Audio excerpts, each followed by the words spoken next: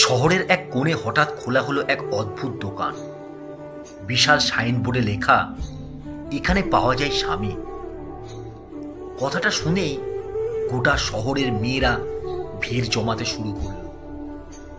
সবাই জানতে চায় কেমন সেই দোকান যেখানে স্বামী বিক্রি হয়। দোকানের সামনে বড় বড় অক্ষরে লেখা ছিল কিছু নিয়ম। লেখা, একজন মহিলা একবারই দোকানে ঢুকতে পারবে, তার সঙ্গে থাকতে হবে পরিচয়পত্র। দোকানটি 6 তলা এবং প্রতিটি তলাতেই আলাদা ধরনের স্বামী পাওয়া যায়। কিন্তু সাবধান, একবার উপরে উঠলে আর নিচে নামা যাবে না, শুধু বাইরে বেরিয়ে আসা যাবে। এক তরুণী, নাম অনামিকা, অনেক অপেক্ষার পর দোকানে ঢোকার সুযোগ পেল। প্রথম তলায় লেখা ছিল, এই তলার স্বামীরা ভদ্র, কর্মঠ ও দায়িত্বশীল। সে একটু ভেবে বলল, চলো দেখি আরো উপরে কি আছে। দ্বিতীয় তলায় লেখা, এই তলার স্বামীরা ভদ্র, দায়িত্বশীল এবং বাচ্চাদের খুব ভালোবাসে। অনামিকা হাসল, ভাবল, ভালোই তো, কিন্তু হয়তো আরো ভালো কিছু উপরে আছে। তৃতীয় তলায় লেখা, এই তলার স্বামীরা ভদ্র, দায়িত্বশীল এবং দেখতে সুদর্শন। মুহূর্তের জন্য থেমে গেল সে।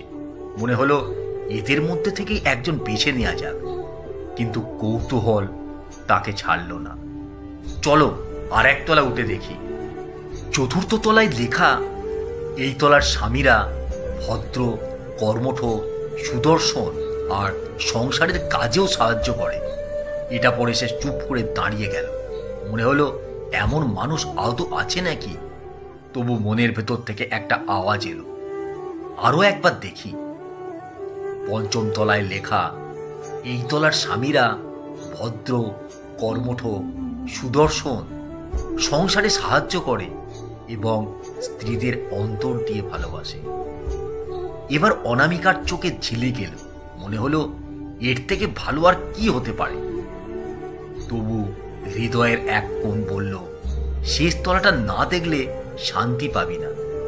শেষ তলায় পৌঁছে সে দেখল বিশাল একটা বোর্ড, তাতে লেখা, স্বাগতম, তুমি এই তলায় পৌঁছনো 3339তম মহিলা। এখানে কোনো স্বামী নেই। এই তলা তৈরি হয়েছে শুধু একটা প্রমাণ করার জন্য, মেয়েদের সম্পূর্ণ সন্তুষ্ট করা সত্যি অসম্ভব। বোর্ডের নিচে ছোট করে লেখা ছিল, ধন্যবাদ আমাদের দোকানে আসার জন্য। বাম দিকের সিঁড়ি বেয়ে নেমে বাইরে চলে যান। অনামিকা কিছুক্ষণ নিশ্চুপ দাঁড়িয়ে রইল। তারপর হালকা হেসে বলল, শুধু আমিই নয়, আসলে আজকালকার সবাই এমনই। আরো ভালো কিছুর খোঁজে থেকে যা আছে সেটাকেই হারিয়ে ফেলি।